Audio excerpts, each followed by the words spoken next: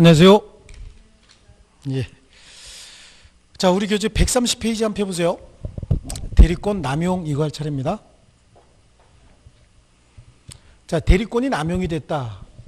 그 말은 대리인이 자신의 대리권을 본인을 위해서 사용한 것이 아니라 자기 자신이나 또는 제3자 이익을 위해서 대리권을 행사하는 걸 대리권 남용이다. 다른 말로 배임적 대리행위다. 이런 걸 대리권 남용이라고 하는데, 구체적인 예를 들면요, 갑하고 병 사이를 의리 대리를 하면서 갑소유 부동산을 매매를 합니다. 매매를 하는데 이게 시가 한 3억 정도 되는 물건이다 라고 가정을 먼저 할게요.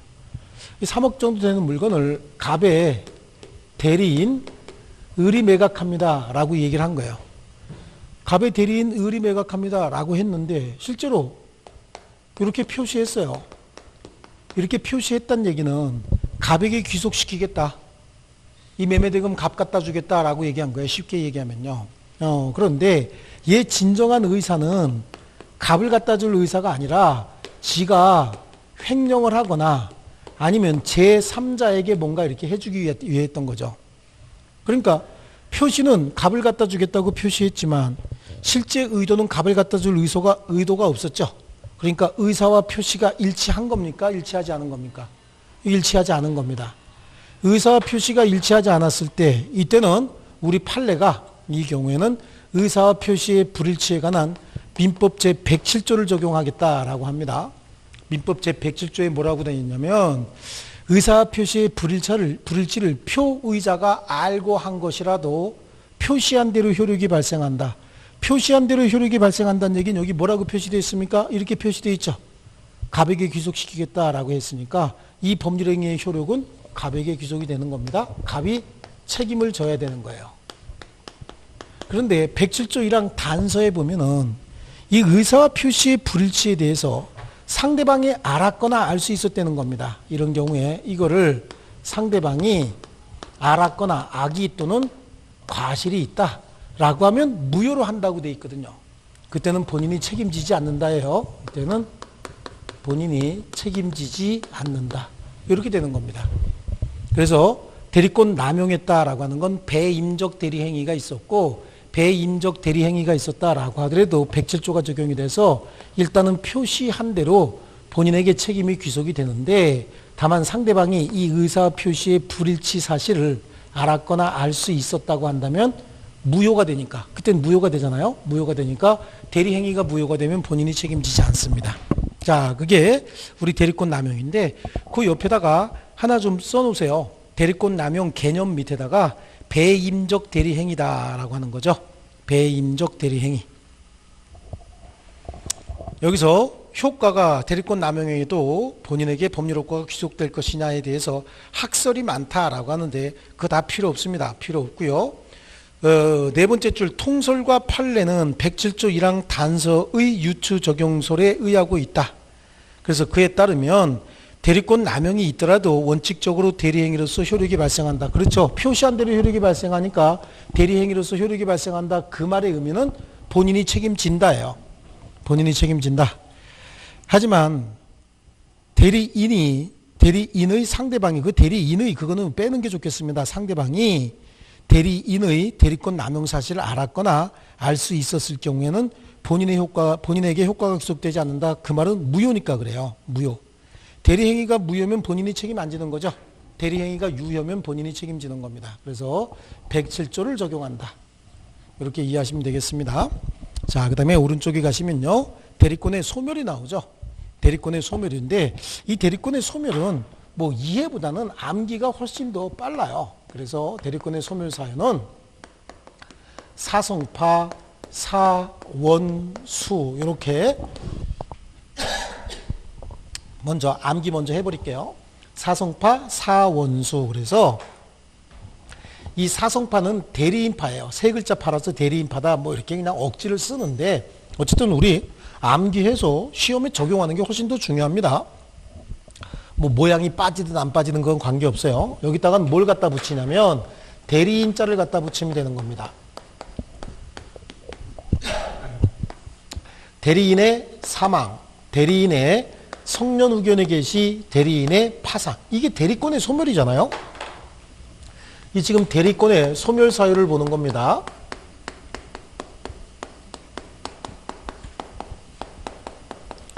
대리권의 소멸이니까 본인하고 대리인 사이 요 관계만 보시면 되는 거죠. 요건데요. 이렇게 해서 대리인의 사망, 대리인의 성년 후견의 개시, 대리인의 파산. 그럼 하나 남은 건 뭐냐? 본인이겠죠. 본인의 사망. 이렇게 되는 겁니다. 여기까지가 임의 대리와 법정 대리의 공통된 소멸 사유다라고 얘기를 해요. 임의 대리, 법정 대리의 공통된 소멸 사유인데 이걸 그래서 우린 뭐라고 얘기하냐면 대리권의 일반적 소멸 사유다. 여기 이렇게도 얘기하죠. 여기서 일반적이란 말은 모든 관계에 다 적용되는 그런 얘기잖아요. 일반적 소멸 사유다 이렇게 얘기를 하고요. 원인된 법률 관계의 종료나 수권행위의 철회는 임의 대리의 특유의 소멸 사유예요. 임의 대리에만 있는 특유의 소멸 사유다라고 얘기를 합니다. 법정 대리가 아니다 그런 얘기죠. 이거는 원인된 법률 관계의 종료다라고 하는 건 갑이 을을 채용을 해서 수권행위를 해서 대리권을 줬다가 채용 관계를 끝냈다. 즉 해고했다 그런 얘기입니다. 그럼 당연히 대리인으로서 법률행위 할 수 없는 것이고요. 수권행위의 철회다라고 하는데 이건 수권행위는 대리권을 수유한 행위를 철회한 거예요. 해고는 하지 않았지만 그 직무에서 배제해버렸다. 업무에서 배제해버렸다. 이게 이제 수권행위의 철회가 됩니다. 그래서 임의 대리권의 소멸사유가 된다라고 하는 거죠. 그래서 사성파, 사원수, 대리인의 사망, 대리인의 성년 후견의 개시, 대리인의 파산, 본인의 사망, 원인된 법률관계의 종료, 수권행위의 철회다라고 해서요. 자, 대리인의 사망이 왜 대리권의 소멸사유냐? 대리인이 돌아가셨대요. 그럼 대리행위 할 사람이 없어진 거예요. 이 대리권 소멸시켜야 됩니다. 대리인의 성년 후견의 개시가 됐다. 대리인이 성년 후견인의 개시가 됐다는 얘기는 피성년 후견인이 됐다. 단독으로 완벽한 의사결정할 수 있는 능력이 없어져 버렸다는 얘기입니다. 그럼 대리권을 소멸시켜야 되는 거고요. 대리인이 파산했대요. 대리인이 더 이상 경제적인 활동을 할 수 없는 상황이 됐다. 그럼 대리권 소멸시키겠다는 얘기입니다. 자, 그 다음에 본인이 사망했다. 본인이 돌아가셨대요. 대리인이 법률행위하면 그 법률효과는 다 본인에게 귀속이 돼야 되는데 본인이 돌아가시면 본인과의 법률관계는 모두 다 끝나는 거죠. 본인에게 법률관계를 귀속시킬 것도 없습니다. 그래서 이 경우에도 대리권을 소멸시키는 거고요. 원인된 법률관계의 종료는 본인이 대리인을 해고했다. 수권행위의 철회는 본인이 대리인을 해고하진 않았지만 더 이상 그 업무 하지 말고 다른 업무 해라 라고 해서 업무에서 배제해버렸다. 자, 이게 대리권의 소멸사유입니다. 그래서 암기 먼저 하고 조금 아까 말씀드린 것처럼 왜 대리권이 소멸돼야 되느냐라고 하는 건 나중에 이해하시는 게 낫습니다. 이거는 암기가 훨씬 더 빨라요. 그래서 거기 한쪽 구석에다가 131페이지 위쪽에다가 사성파 사원수 해놓고 이거 세 글자 파니까 대리인파고 하나 남은 거니까 두 사람 중에서 한 사람 남은 사람은 본인밖에 없다. 이거는 임의 대리의 소멸사유다라고 하는 거고요. 요거 네 개를 대리권의 일반적 소멸사유다. 모든 대리권의 공통된 소멸사유다. 이렇게까지 정리해 두시면 완벽합니다. 네, 거기 더 이상 볼 거 없습니다. 자, 좋습니다. 그래서요, 우리 133페이지로 한번 가시면요. 거기 문제가 25회 때 나왔던 기출문제예요. 대리에 관한 설명 중 틀린 건데요.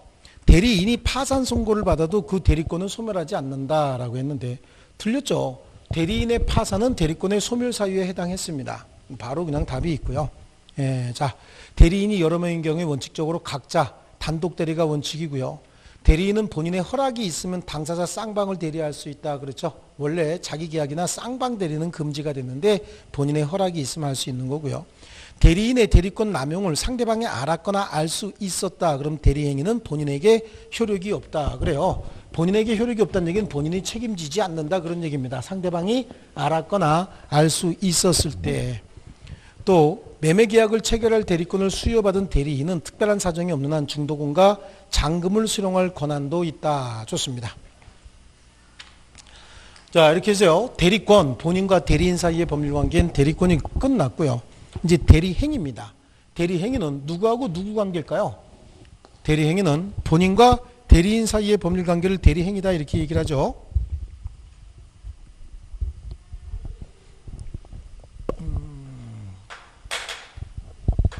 잠깐만요.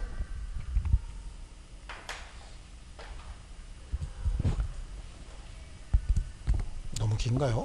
자, 대리행위는 이렇게 본인이 있고 상대방이 있고요. 대리인이 있을 때 여기가 대리권의 관계다라고 한다면 여기가 대리행위의 관계죠. 대리인이 하는 법률행위를 대리행위라고 합니다. 이 대리행위예요. 의사결정도 그 의사결정에 의한 표시도 다 대리인이 하는 겁니다. 그래서 이 대리행위를 판단할 때 대리행위에 하자가 있는지 여부를 판단할 때는 의사표시에 불일치가 있었다든지 의사표시에 하자가 있었다든지 이런 거 전부 다 대리인을 기준으로 하는 겁니다. 이 대리행위는요. 의사결정, 의사표시 다 대리인이 하지만 왜 법률 효과가 본인에게 귀속이 되느냐? 현명을 하기 때문에 그래요. 현명을. 대리인 을이 와서 하는 법률행위지만 나 자신을 위한 법률행위가 아닙니다 라고 하는 걸 표시하는 거, 이걸 현명이라고 하죠. 현명에 의해서 대리행위의 효과는 전부 다 본인에게 귀속이 되는데 이 현명은 어떻게 하는 거냐라고 하는 거죠. 현명은 분류식행이에요. 특별한 형식과 절차 같은 거 필요 없습니다. 어떤 식으로든지 법률 효과가 본인에게 귀속이 됩니다. 이게 표시가 되면 되는 겁니다. 그래서 현명은 분류식행이다라고 얘기합니다. 네, 분류식행이라고 하는 건 법률 효과가 본인에게 귀속돼야 됩니다라고 하는 것만 표시해주면 된다라고 했는데 그러다 보니까 가장 멋지고 완벽한 현명은 갑의 대리인 을이 왔습니다라고 하면 가장 완벽하고 멋진 현명이 될 거예요. 그런데 갑의 이름만 이렇게 써도 결국은 이 법률행위는 비록 내가 하지만 갑에게 귀속됩니다라고 표시하는 거죠. 이것도 현명이라고 볼 수 있습니다. 그러니까 법률 효과는 본인에게 다 귀속이 된다라고 하는 거고요. 그러니까 이거는 갑이 책임진다는 얘기예요. 갑이 책임을 지는 행위다라고 하는 거고요. 이번에는 을 이름만 썼다는 얘기예요. 을 자신이 법률행위 하면서 자신의 이름만 썼다라고 한다면 이거는 대리행위, 현명했다고 볼 수가 없습니다. 이거는 원칙적으로 을이 책임져야 됩니다. 을이 책임을 져야 된다. 즉 이거는 대리행위가 아니다라고 하는 거죠. 대리효과가 발생하지 않습니다. 근데 예외적으로 갑이 책임지는 경우도 있습니다. 즉 대리효과가 발생하는 경우도 있다라고 하는 거예요. 원칙적으로 책임지지 않습니다. 근데 갑이 원칙적으로 을이 책임져야 돼요. 대리행위가 아니기 때문에요. 근데 갑이 책임지는 경우는 어떤 때냐? 그럼 이때는 상대방이 대리인의 행위임을 알았거나 상대방이 알았거나 글씨를 왜 이렇게 알았거나 알 수 있었을 경우이죠. 상대방이 알았거나 알 수 있었다라고 하는 건 사례가 나오면 위임장을 제시했다 이런 얘기가 나와요. 자, 여기서 현명 방법은 분류식행이라고 그랬잖아요. 어떤 식으로든지 나는 갑의 대리인입니다 라고 하는 것만 표시해 주면 되는데 자, 을이 법률행위 하면서 자기 이름만 썼다. 그럼 이건 무조건 전적으로 책임지는 겁니다. 여기에 착오를 주장해서 취소하거나 뭐 담보 책임을 묻거나 이런 거 할 수 없어요. 무조건 책임지는 건데 예외적으로 을의 이름만 썼어도 상대방이 알았거나 알 수 있었다. 그건 위임장이에요. 어쨌든 분류식행이니까 대리인이 법률행위 하면서 위임장을 보여줬습니다. 위임장을 보여줬다라는 얘기는 나는 다른 사람의 대리인으로 법률행위 하고 있습니다 라고 표시한 거거든요. 그 위임장을 제시하면서 매매계약서 매도인란에 대리관계 표시 없이 대리인 자신의 이름만 적었다라고 하더라도 이때는 본인을 대리한 것으로 보아야 한다 이렇게 얘기하고 있습니다. 이게 이제 현명과 관련된 것들이고요. 자, 또 하나는요. 대리행위에 하자가 생겼다라고 하는 거죠. 대리행위에 하자가 생겼을 때 이 하자를 누구를 기준으로 판단할 것이냐. 여기 하자의 종류는요. 의사와 표시가 일치하지 않았다든지 아니면 의사 표시에 하자 또는 사기나 강박을 당했다 뭐 여기서 이렇게 얘기하죠. 사기나 강박을 당해서 의사결정을 했다든지 어떤 사정을 미리 알았거나 또는 과실로 인하여 알지 못한 것으로 법률 효과가 영향을 받을 때는 이거는 다 대리인이 법률행위 할 때 판단할 수 있는 기준들이기 때문에 이때는 대리인을 표준하여 결정한다라고 얘기를 합니다. 그러니까 이 이야기는 대리행위 할 때는 의사결정, 의사표시하는 사람 다 대리인이니까 의사표시가 일치하지 않았다든지 아니면 사기나 강박을 당해서 잘못된 의사결정을 했다. 이것도 다 의사결정할 때 필요한 것들이잖아요. 그러니까 이런 경우에는 저런 문제가 생기면 대리인을 표준으로 해서 판단을 한다. 즉 대리인의 의사와 대리인의 표시가 일치하지 않았다. 그럼 그게 비진의 표시가 될 수도 있고 통정의 표시가 될 수도 있고 착오에 의한 의사표시가 될 수도 있고 대리인이 사기나 강박을 당해서 의사결정을 했다. 그러면 사기 강박에 의한 의사표시가 될 수 있어요. 제3자에게 대항할 수 있느냐 없느냐 이런 거 따질 때도 대리인이 악이면 선의의 제3자가 될 수가 없습니다. 네, 그래요. 이때는 전부 대리인을 표준으로 하는데 혹시 이런 경우가 있을 수 있어요. 본인이 특정한 법률 행위를 위임하면서 이렇게 얘기합니다. 야, 가서 요거 사와라. 딱 본인이 찍습니다. 요거 사와. 이렇게. 요거 사와라. 그리고 3억 이상은 주지 말고 적정히 거래 좀 해와라. 그래. 의사결정도 본인이 다 해서 얘한테 위임을 한 겁니다. 그래서 을이 가갖고 얘한테 뭐 요거 있어요 라고 얘기를 하죠. 그리고 3억에 파세요 라고 해서 사갖고 왔다는 거예요. 그러니까 이 내용은 특정한 법률행위가 위임이 된다라고 얘기를 합니다. 이게 이제 민법 제116조 제1항이고 116조 제2항에 특정한 법률행위를 위임함에 있어 대리인이 본인의 지시에 쫓아 대리행위를 했답니다. 그러니까 특정한 법률행위 요거 콕 찍었고요. 본인이 시키는 대로 가서 했잖아요. 이렇게 법률행위 한 경우에 이때는 본인을 표준으로 합니다. 이 경우에는 본인을 표준으로 판단을 한다. 그 얘기는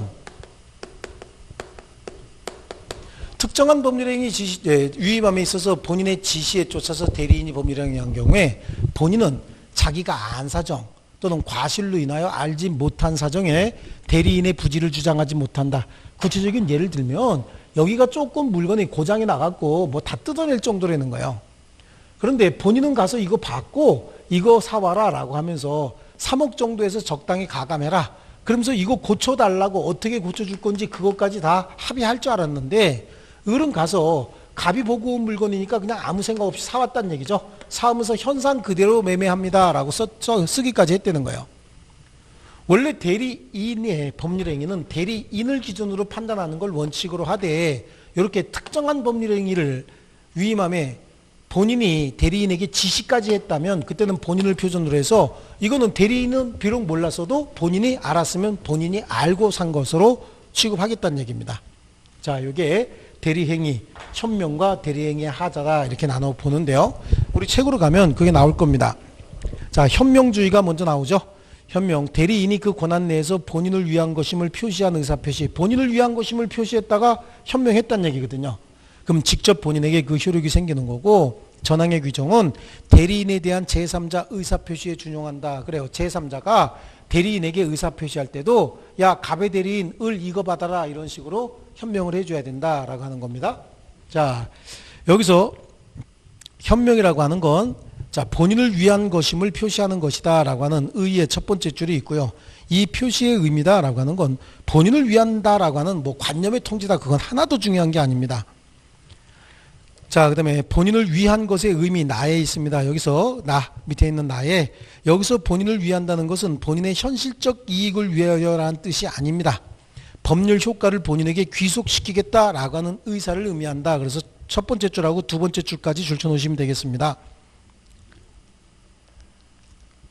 자, 그래요. 두 번째 줄까지 줄쳐놓으시고요. 현명의 방식 오른쪽 페이지로 가면요. 현명의 방식에는 제한이 없다 이렇게 돼 있죠. 즉 무슨 행위란 얘기죠? 분류식 행위인 거예요. 어떤 식으로든지 대리관계만 표시해주면 됩니다.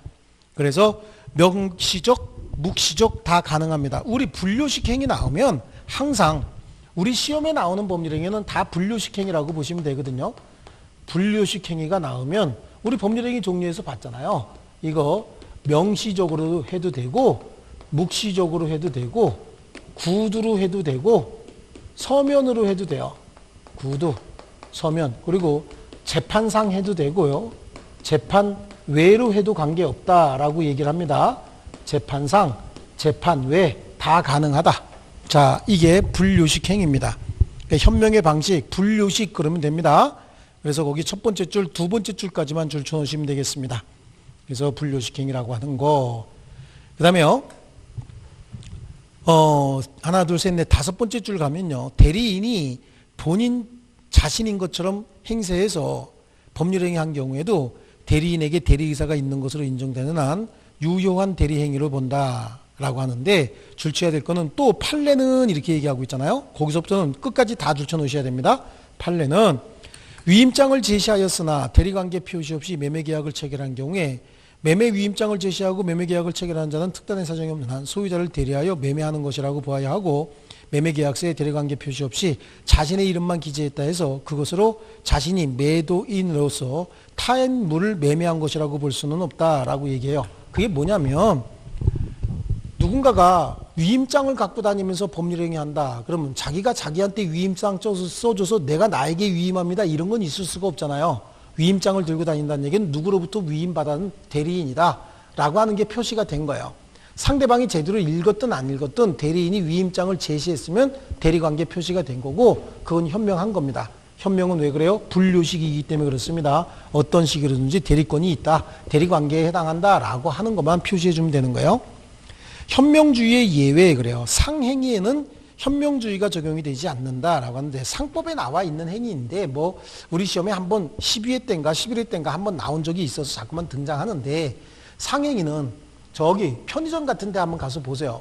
거기 있는 물건들은 다 주인이 팔겠다라고 이미 공시해 놓은 물건들이죠. 그렇죠? 팔겠다고 공시한 물건이야. 거기 이미 현명이 다 돼 있는 거예요. 내가 직접 팔든지 아니면 여기 점원을 시켜서 팔겠다라고 공시해 놓은 물건이기 때문에 추가적인 현명이 필요 없다라고 하는 거고요. 수동대리는 어떻게 하는 거야? 상대방으로부터 의사를 수령하는 대리가 수동대리라고 했는데, 수동대리는 상대방이 현명해야 되죠. 여기에 현명하지 아니한 행위의 효력이 이거예요. 이거 을 이름만 썼을 때. 그럼 원칙적으로 을이 직접 책임져야 되고, 여기는 대리행위가 아니기 때문에 직접 책임지고 착오도 주장할 수 없다 이렇게 얘기를 했잖아요. 여기에 115조에 대리인이 본인을 위한 것임을 표시하지 아니한 때는 그 의사표시는 자기를 위한 것으로 본다. 그러나 상대방이 대리인으로 한 것임을 알았거나 알 수 있었을 때는 전조 1항의 규정을 준용한다.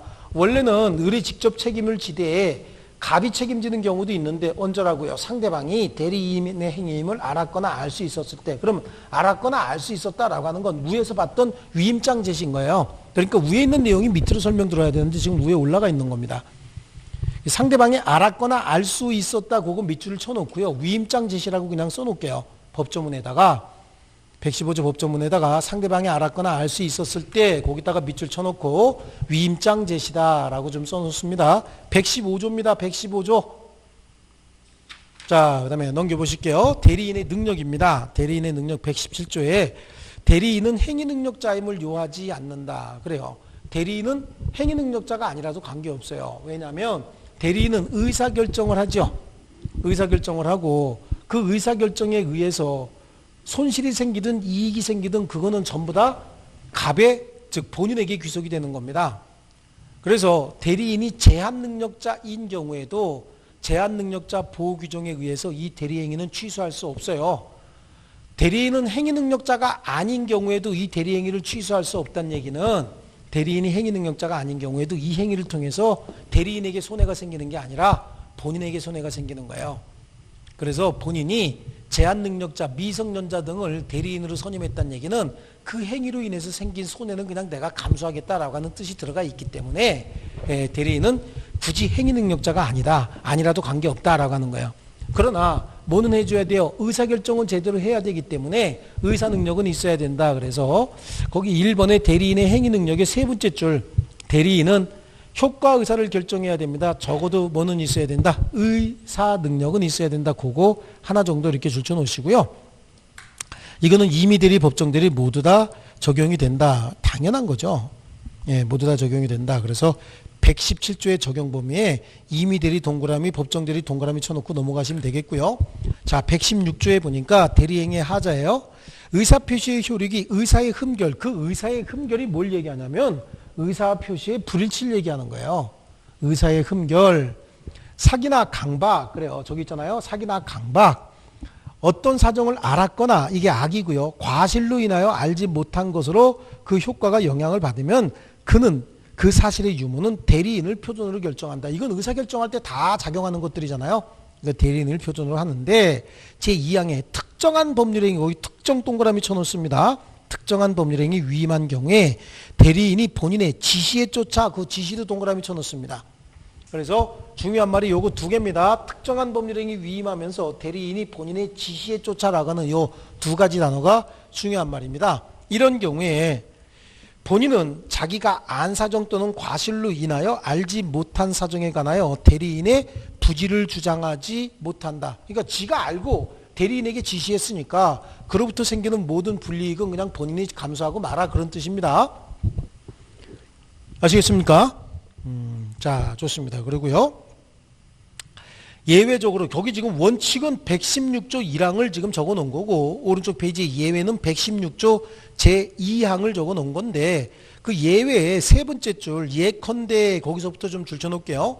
매수인이 대리인을 통하여 매매 계약을 체결한 경우에 매수인이 매매 목적물의 하자를 알고 있었다면 대리인이 이를 몰랐더라도 매도인에 대한 하자 담보 책임을 물을 수 없다라고 했는데, 여기는 추가해야 될 게 있어요. 예컨대 매수인이 대리인을 통해서 매매 계약을 체결한 경우 할 때, 매매 계약을 체결할 때 본인의 지시가 있었던 경우라고 해야 돼요. 그래서 매수인이 대리인에게 지시를 통하여, 그래요. 그래서 매수인이 대리인에게 지시를 하여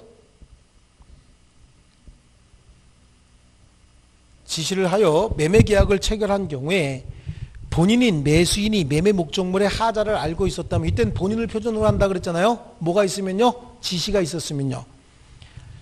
매매 목적물의 하자를 알고 있었다면 대리인이 이를 몰랐더라도 매도인에 대한 하자 담보 책임을 물을 수 있다라고 하는 거예요. 지시를 했다라고 하는 말이 들어가 줘야 됩니다. 자, 그래서 조금 보완 좀 하시고요. 자, 넘겨보실게요. 한 장 넘겨보시겠습니다.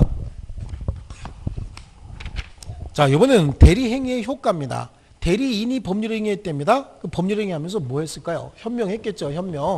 현명했으면 그 대리행위의 효과는 어떻게 될까요? 본인에게 다 귀속이 돼야 됩니다. 주된 효과라고 하는 거예요. 주된 효과는 권리의 변동 상황을 얘기하는 겁니다. 주된 효과는 권리 변동, 이걸 얘기하는 거예요. 그러면 종된 효과는 어떤 것들이 있을까라고 하는 거죠. 종된 효과, 부수적인 효과라고도 얘기를 합니다. 부수적 효과다라고 하는 거. 권리 변동 말고 취소권이라든지 취소권의 행사라든지 아니면 계약의 해제권, 그 다음에 하자 담보 요구,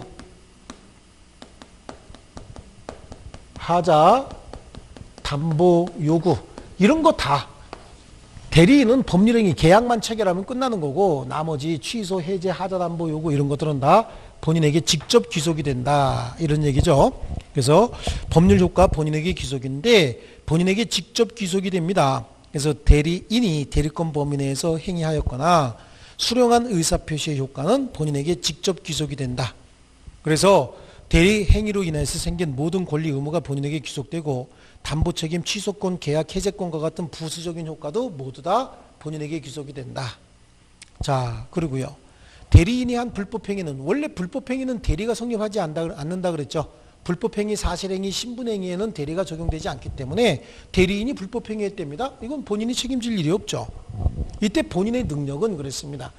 대리인이 대리행위 할 때 의사결정도 의사표시도 다 대리인이 하는 거기 때문에 본인은 이 대리행위 할 때 특별히 어떤 능력이 필요하지 않습니다. 본인은 뭐 예를 들어서 의사 무능력 상태라도 살아는 있다는 거야. 산소 마스크 쓰고 아예 의사 능력이 없다라고 하더라도 살아있으면 재산권을 가질 수 있기 때문에 살아만 계시면 대리인이 법률행위에서 모든 효과는 여기다가 귀속시킬 수 있는 거예요. 이때 그 본인의 능력은, 본인은 자신이 법률행위 하는 것이 아니므로 의사 능력자나 행위 능력자임을 요하지는 않는다.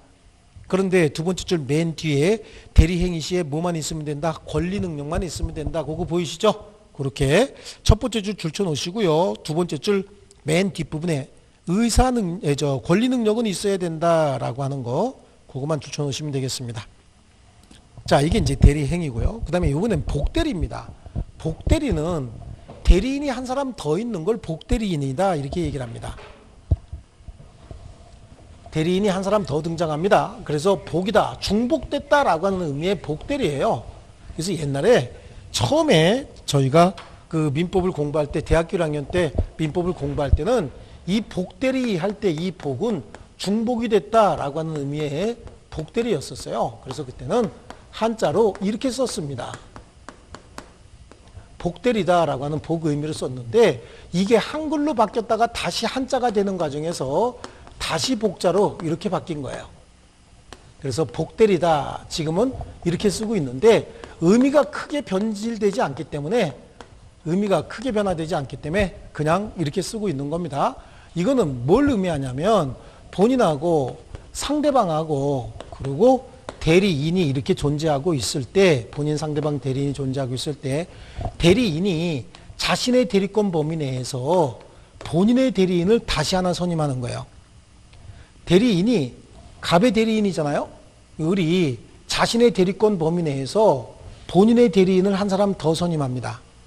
그런데 이거 선임을 할 때는 대리인이 알아서 선임합니다. 이때는 현명하지 않아도 된다라고 하는 거예요. 대리행위 할 때는 반드시 현명해야 되는데 현명하지 않아도 된다. 왜 그러냐면 복대리인은 대리인이 자신의 이름으로 선임한 본인의 대리인이에요. 좀 복잡합니다. 대리인이 자신의 이름만 썼다. 대리인이 대리행위 할 때는 현명해야 돼요. 본인 이름 써야 되는데 대리인이 자신의 이름만 썼기 때문에 현명하지 않는다. 그럼 이 행위는 현명하지 않았으니까 다른 말로 얘기하면 대리행위가 아니란 얘기죠. 대리행위가 아니면 그럼 도대체 뭐냔 얘기죠. 그냥 대리인이 복대리인에게 야, 나 대신 네가 가서 본인을 위해서 법률행위해라 라고 얘기하는 그냥 수권행위에 불과한 거고요. 이렇게 대리인이 복대리인을 선임할 수 있는 이 권한을 복임권이라고 합니다. 복대리인 선임권이다 라고 해서 이걸 복임권이라고 하고요. 이 복임권은요, 저 대리인이 어떤 대리인이냐, 저 대리인이 임의 대리인이냐 아니면 저 대리인이 법정 대리인이냐 이거에 따라서 복임권의 범위가 조금 달라요. 임의 대리인이다. 그럼 갑이 을을 선임을 할 때는 병하고 법률관계를 가장 잘 대처할 수 있는 사람이라고 생각을 해서 을을 선임했는데 을이 자기가 감당하기가 힘들어서 A를 지 맘대로 선임할 수는 없는 거죠. 자기가 직접 감당하기가 힘들면 갑에게 얘기해서 내가 얘를 직접 감당하기가 힘듭니다. 실력 면에서 아니면 너무 바빠서 힘들어요 라고 얘기를 하고 사직을 하고 다른 사람 한가한 사람을 선임을 해야지 갑도 몰래 슬그머니 A를 선임할 수는 없는 겁니다. 그래서 임의 대리인은 원칙적으로 복대리인 선임이 불가합니다. 복임권을 인정하지 않습니다. 그런데 예외적으로 임의 대리인도 복대리인을 선임할 수 있어요. 어떤 경우에 예외적으로 선임할 수 있는데 언제 선임하느냐는 얘기죠. 이때는 본인의 승낙이 있다든지 본인의 승낙이 있어야 돼요. 아니면 부득이한 사유가 있을 때 그렇습니다. 부득이한 사유가 있다라고 하는 건 뭘 얘기하는 거예요? 대리인이 지금 어디가 아픈 것도 아닌데 어디 외국 나갔다 왔더니 갑자기 무슨 전염병이 창궐한 지역에 다녀왔으니까 15일 동안 너는 나가지 말고 여기 있어라 라고 해서 우리 국가에서 붙잡아 놓고 안 내보낸다는 얘기죠. 그러면 어떻게 해야 돼요? 내일 대리행위는 해야 되는데 붙잡혀 있으면 내일 대리행위 못할 거 아니겠어요?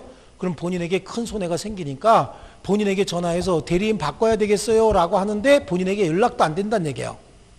그럼 그대로 방치하면 손해가 크게 생기니까 그때 다른 사람 시켜서 나 대신 가서 법률행위 좀 해라 라고 할 수 있다는 얘기입니다. 이게 이런 게 부득이한 사유인데 그럼 이때 본인의 승낙은 어떻게 할 것이냐? 이때 본인의 승낙도 불효식 행위입니다. 그래서 명시적으로 할 수도 있고요. 본인의 승낙은요.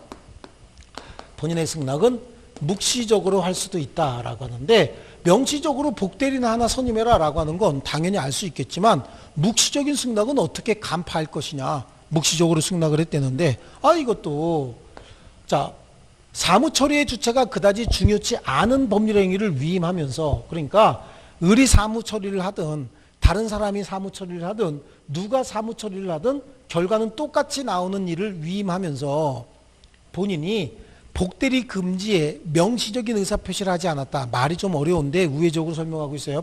역설적으로. 그러니까 아무나 처리해도 되는 업무를 위임하면서 그것도 까다롭게 본인이 네가 직접 하지 딴 사람 시키지 마라. 그랬으면 복대리인 선임 못한다는 얘기예요. 그런 얘기 없이 그냥 누가 업무 처리해도 결과는 똑같이 나타나는 업무를 위임하면서 복대리인 선임에 명시적인 금지가 없었다는 거예요. 그러니까 금지하지 않았다. 그럼 복대리인 선임에 관해서 묵시적인 승낙이 있는 것으로 해석하겠다. 반대 해석을 통해서 이렇게 본인의 승낙의 범위를 정해주는데요. 이렇게 본인이 승낙을 했다라고 하더라도 복대리인이 업무 처리할 수 있는 능력이 있는 자, 똑똑한 자 선임해야 돼요. 그래서 이때는 선임, 감독에 관한 책임이 있다 그래요. 선감 책임이다 라고 하는데 선임 감독에 관한 책임만 지면 된다. 그래요. 똑똑한 놈 선임해서 감독도 잘해야 된다. 뭐 그런 의미가 들어가 있겠죠.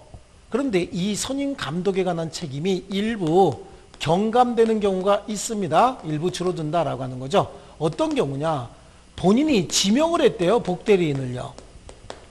본인의 지명에 의해서 복대리인을 선임을 했다. 그렇다는 얘기는 을이 갑에게 내가 너무 바빠서 직접 업무 처리하기가 힘드니까 업무 보조자 한 사람을 좀 선임을 해야 되겠습니다 라고 얘기했더니 갑이 흔쾌히 그래 업무 보조자 한 사람을 선임을 하는데 그 대신 한번 A 시켜봐라. A가 누굽니까? 그랬더니 내 조카인데 굉장히 능력이 있는 애니까 A를 시켜봐라. 그래서 본인의 지명에 의해서 복대리인을 선임했는데 이 본인의 지명받은 애가 똑똑해서 일처리 잘하면 문제가 안 되는데 애가 부적임자거나 아니면 불성실하대요. 그래서 손해가 생길 게 뻔하답니다. 그러면 그때는 본인에게 통지해 줘야 되거든요. 본인의 지명에 의해서 복대리인 선임했을 때는 선임 감독에 관한 책임이 일부 줄어드는데 그때는 부불 통해 책임이다. 우리 수업 시간에만 이렇게 얘기할게요. 부불 통해 책임이다. 요거만 진다. 그냥 수업 시간에 간단하게 이렇게 얘기하겠습니다. 이거는 뭐냐면 본인이 지명한 대로 복대리인을 선임해 놓고 나니까 애가 부적임자랍니다. 아니면 불성실하대죠. 불성실하답니다. 그래서 손해가 생길 게 뻔합니다. 그러면 본인에게 통지해 줘야 되죠. 애가 부적임자입니다. 아니면 불성실합니다. 그래서 손해가 생길 게 뻔합니다. 라고 통지를 하던가 아니면 자기가 선임했으니까 해임을 해야 돼요. 그래서 부적임, 불성실함을 알고 본인의 통지나 해임을 태만히 해서 생긴 손해가 있으면 그 손해만 책임지라고 되어 있습니다. 자, 이게 임의 대리인의 복대리인 선임과 그 책임이고요. 그럼 법정 대리인은 그래요. 이 법정 대리인은 얘가 미성년자고 그 아버지라고 한번 가정을 해볼게요. 미성년자의 법정 대리인인 아버지는 모든 분야에 다 능력자일 수는 없잖아요. 그러니까 만약에 공학을 전공했다 그럼 법학 쪽은 좀 모를 수도 있고요. 법학을 전공했다 그럼 공학 같은 거 잘 모를 수도 있잖아요. 그러면 뭐 공학을 전공하신 분인데 법률 쪽으로 어떤 뭔가를 처리해야 된다. 그러면 어떻게 해야 돼요? 당연히 변호사 선임해야 되는데 그 변호사 같은 거 선임을 하면서 굳이 미성년자인 대여섯 살 된 아들한테 물어볼 필요가 없다는 얘기예요. 그래서 그 부모는 그 미성년 자녀, 즉 제한 능력자를 위해서 모든 책임을 다 지면서 그 책임으로 복대리인 무조건 선임할 수 있어요. 아버지가 판단해서 저 사람이 가장 적임자다 그러면 그 사람을 선임할 수 있는 겁니다. 그래서 법정 대리인은 그 책임으로 복대리인을 선임할 수 있다라고 하는 겁니다. 그 책임으로 그냥 복대리인 선임할 수 있어요. 그 대신 그 책임이라는 얘기는 그 선임에 대해서 무과실 책임을 진다라고 얘기를 합니다. 그 선임에 대해서 모든 책임을 다 진다. 무과실 책임을 지는 거예요. 자, 그런데 법정 대리인도 이 책임, 무과실 책임이 일부 경감되는 경우가 있습니다. 법정 대리인도 언제 경감이 되느냐? 부득이한 사유로 복대리인을 선임을 했을 때요. 부득이한 사유로 복대리인을 선임을 했다라고 하면 그때는 책임이 경감이 되는데 경감되는 정도가 어디냐? 선임 감독상의 책임 정도만 지면 된다. 그런 얘기입니다. 자, 이렇게 해서 선임된 이 복대리인은 얘는 언제나 임의 대리인입니다. 왜 언제나 임의 대리인이냐면 임의 대리인이 선임한 복대리인은 당연히 임의 대리인이겠지만 법정 대리인이 선임한 복대리인도 법정 대리인이 필요에 의해서 선임된 자지 법률 규정에 의해서 선임된 자가 아니기 때문에 얘는 언제나 임의 대리인이다라고 하는 거고요. 그래서 이 복대리인이 또다시 복대리인 선임할 수 있느냐라고 하는 문제가 혹시 나오면 임의 대리인이니까 임의 대리인과 똑같은 조건 하에서 복대리인 또 선임할 수 있다. 이렇게 이해하시면 되는 거고요. 이렇게 해서 선임된 복대리인은 본인을 직접 대리합니다. 그래서 혹시 상대방과 법률 행위할 때도 본인을 직접 대리해서 갑의 대리인 을이고 그 대리인 A입니다. 이렇게 할 필요가 없다는 거예요. 이렇게 할 필요 없이 그냥 갑의 대리인 A입니다. 이렇게 표시하고 그냥 바로 법률행위하면 이 법률효과는 바로 본인에게 귀속이 되고 그래서 본인과 복대리인 사이에도 내부관계가 이렇게 형성이 되는 겁니다. 다만 복대리인의 대리권의 범위는 대리인의 대리권의 범위를 초과할 수 없을 겁니다. 왜냐하면 복대리인은 대리인에 의해서 선임된 자고 대리인이 해고할 수 있는 자이기 때문에 복대리인의 대리권의 범위는 대리인의 대리권의 범위를 초과할 수 없다. 다만 상대방과의 법률관계 또는 본인과의 법률관계에 있어서는 대리인과 똑같은 권리 의무가 있지만 대리인과의 법률관계에 있어서는 대리인의 업무 지시를 받고 대리인의 대리권에 부종해서 복대리권이 같이 소멸할 수도 있어요. 운명을 같이 한다라고 보시면 됩니다. 그래서 이 복대리권의 소멸 사유를 한번 보시면 복대리권의 소멸 사유는 임의대리권의 소멸 사유하고 똑같습니다. 우리가 앞에서 봤던 임의대리권의 소멸 사유는 뭐였을까요? 사, 아까 했죠? 성, 파, 사, 원, 수 이거잖아요. 대리인의 사망, 대리인의 성년후견의 개시, 대리인의 파산 이렇게 얘기했죠. 근데 여기는 우린 앞에서는 그냥 대리인이라고 했지만 여기는 법률행위 하는 애가 복대리인이니까 여기다가 복자 붙이면 되는 거예요. 복대리인의 사망, 복대리인의 성년후견의 개시, 복대리인의 파산. 이 사망은 언제든지 본인이겠죠. 본인의 사망. 요거는 원인된 법률관계의 종료. 원인된 법률관계는 을이 복대리인 A를 선임했잖아요. 그러니까 을과 A 사이에 즉 을이 A를 해고했다. 수권행위의 철회는 그렇잖아. 을이 A한테 수권행위 한 거잖아요. 수권행위 철회는 을이 A한테 줬던 대리권을 회수했다. 수권행위의 철회. 이거에 의해서 복대리권 소멸하는데 하나가 더 있습니다. 대리인의 대리권이 소멸했답니다. 대리인의 대리권이 소멸하게 되면 대리권이 소멸해서 이게 없어지면 당연히 이것도 없어질 수밖에 없어요. 그러면 복대리권도 같이 소멸하게 된다. 자, 이게 이제 복대리와 관련된 법률 관계였습니다. 자, 그래요. 그래서 복대리 쪽인데 복대리는 의의에 복대리인이란 대리인이 자신의 이름으로 선임해서 그 권한 내의 행위를 행하게 하는 누구의 대리인이다? 본인의 대리인이다 라고 하는 개념 있죠? 그거 좀 줄쳐놓으시고요. 이게 복대리인입니다. 그 다음에 오른쪽에 가면 양쪽 가로 2번 위쪽에 복대리인은 대리인이 자기의 이름으로 선임한 자다. 그래서 복대리인은 직접 본인의 대리인이 되는 것이지 대리인의 대리인이 아니다. 그러니까 직접 본인을 대리한다. 그 2번도 줄쳐놓으시고요.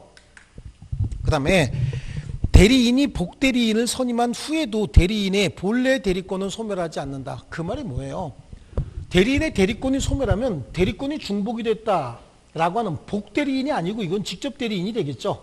그러니까 대리인의 대리권은 소멸하지 않는다. 복대리인이 선임이 돼도 이 대리권은 소멸하지 않는다. 이 대리권이 소멸하면 이것도 같이 소멸하게 되기 때문에 복대리인 선임 후에도 대리인의 대리권은 소멸하지 않는다라고 하는 거 그거 줄쳐놓으시고요. 자, 그 다음에 복대리인은 언제나 임의대리인이라고 얘기를 하죠.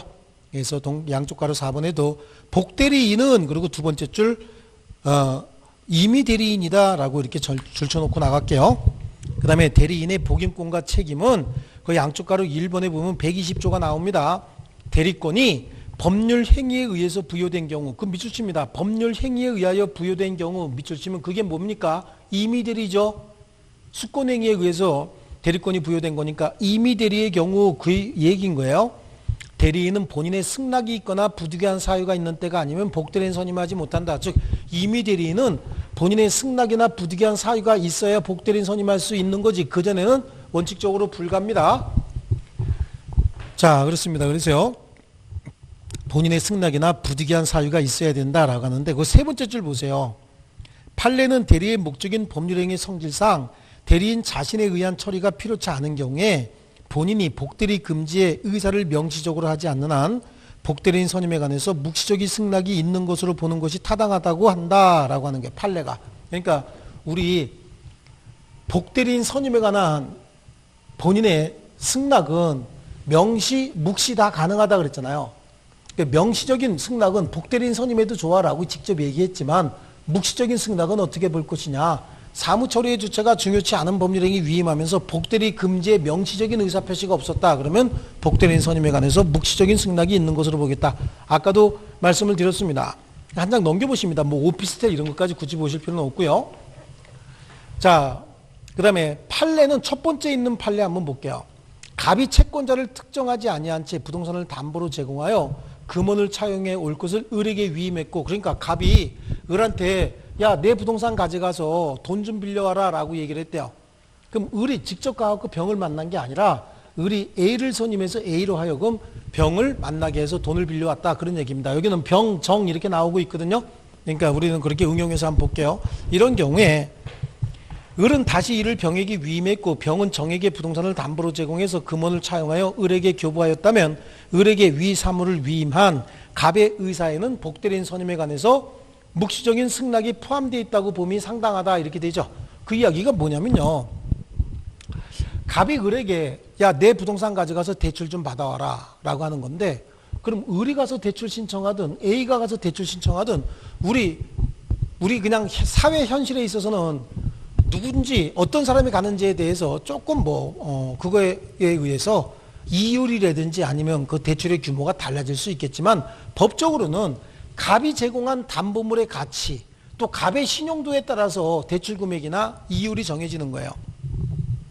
그러다 보니까 을이 다시 이 사람을 선임했고 이 사람이 가서 대출 받아다가 을에게 돈을 줬답니다. 이 경우에는 복대리인 선임에 관해서 묵시적인 승낙이 있다고 봄이 타당하다라고 하는 그 판례, 그거 하나 보시고요. 자, 그 다음에 121조 밑으로 내려가면 복대리인 선임과 책임에 임의 대리인의 복대리인 선임과 책임이에요. 전조 규정에 의하여 임의 대리의 경우에 대리인이 복대리인을 선임한 때는 그 본인에 대하여 선임 감독에 관한 책임만 있다. 근데 대리인이 본인의 지명에 의해서 복대리인 선임한 때는 부적임 또는 불성실함을 알고 본인에 대한 통지나 해임을 태만히 한 때가 아니면 책임이 없다. 자, 요거 지금 그대로 얘기하고 있는 거죠. 요거 그대로 얘기하고 있는 거고요. 밑에 122조에 법정 대리인의 복대리인 선임과 책임인데, 법정 대리인은 그 책임으로, 여기서 얘기하는 그 책임이다라고 하는 건 무과실 책임 얘기하는 거예요. 무조건 완전하게 다 책임지는 거예요. 그러니까 아버지는 자기 아들을 위해서 변호사 같은 거 마음대로 선임하고 그 선임에 관해서 손해가 생기면 무조건 다 책임진다는 얘기입니다. 그러나 부득이한 사유로 인한 때에는 전조 1항에 정한 책임, 전조 1항에 정한 책임이 선임 감독상의 책임만 진다, 그 얘기죠. 그 다음에 오른쪽에 가면 복대리인의 지위입니다. 자, 복대리인은 123조예요. 복대리인은 그 권한 내에서 본인을 대리합니다. 본인을 직접 대리하는 거예요. 갑의 대리인 을 그리고 대리인 A입니다가 아니라 갑의 대리인 A가 왔습니다 라고 직접 대리하는 겁니다. 그리고 복대리인은 본인이나 제3자에 대하여 대리인과 동일한 권리 의무가 있다. 그래서 거기는 1번에 있는 복대리인과 대리인 관계만 좀 더 봅니다. 복대리인은 대리인에 의해서 선임된 자이므로 대리인의 지휘 감독을 받아야 되고, 그리고 또 복대리권은 대리인의 대리권에 의존할 수밖에 없습니다. 그래서 대리인의 대리권보다 넓을 수 없으며 대리인이 대리권이 소멸하면 복대리권도 같이 소멸하게 된다. 여기 대리인의 대리권이 소멸하면 복대리권 소멸하게 되는 겁니다. 상대방과의 관계에 있어서도 본인을 직접 대리하고 본인과의 관계에 있어서 대리인과 동일한 권리 의무가 있다. 이건 한 서너 번 얘기했습니다. 자, 한 장 넘겨보십니다. 넘겨보시면 복대리인의 복임권이에요. 복대리인이 또 복대리인 선임할 수 있느냐? 복대리인은 임의 대리인이니까 임의 대리인과 똑같은 조건으로 복대리인 선임할 수 있다라고 얘기를 하고요. 그 다음에 복대리권의 소멸, 이거죠. 임의 대리권의 소멸 사유 사성파 사원수하고 대리인의 대리권이 소멸하면 복대리권 같이 소멸한다. 그래서 설명이 돼 있었던 것 같고요. 자, 그 29회 문제 나왔던 거 보면요, 다음 좀 틀린 건데요. 거기 2번에 보시면 복대리인은 그 권한 내에서 누구를 대리합니까? 본인을 대리하는 거지 대리인을 대리해서는 안 되는 거죠. 근데 대리인을 대리한다 그러니까 틀린 겁니다. 자, 우리 쉬었다가 다음 시간에는 무권 대리에 관해서 계속하겠습니다. 지금까지는 대리권이 있는 자가 대리행위한 거고요. 무권 대리는 대리권 없는 자가 대리행위했을 때 어떤 효과가 생길 것이냐, 그거에 관해서 공부하겠습니다. 좀 쉬겠습니다.